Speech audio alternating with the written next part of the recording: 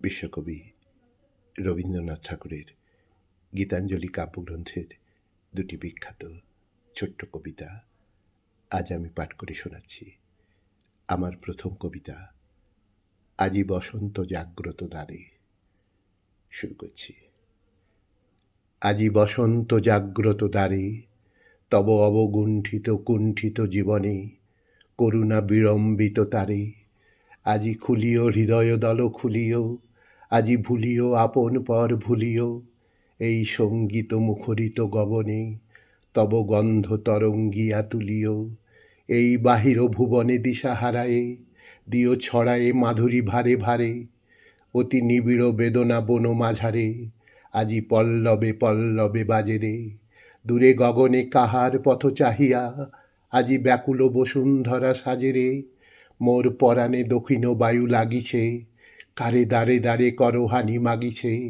এই সৌরভ বিহ্বল রজনী কার চরণে ধরণী তলে জাগিছে।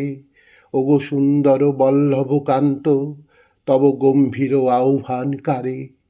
আজি বসন্ত জাগ্রত দ্বারে, আজি বসন্ত জাগ্রত দ্বারে।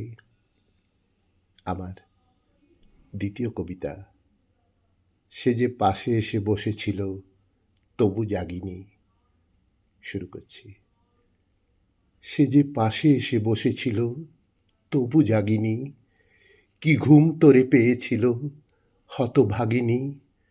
এসেছিল নীরব রাতে, বীণাখানি ছিল হাতে, স্বপন মাঝে বাজিয়ে গেল গভীর রাগিনী।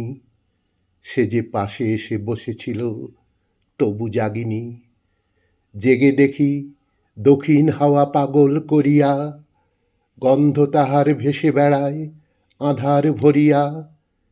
কেন আমার রজনী যায় কাছে পেয়ে কাছে না পাই, কেন গোতার মালার পরশ বুকে লাগেনি। সে যে পাশে এসে বসেছিল তবু জাগিনি, সে যে পাশে এসে বসেছিল তবু জাগিনি।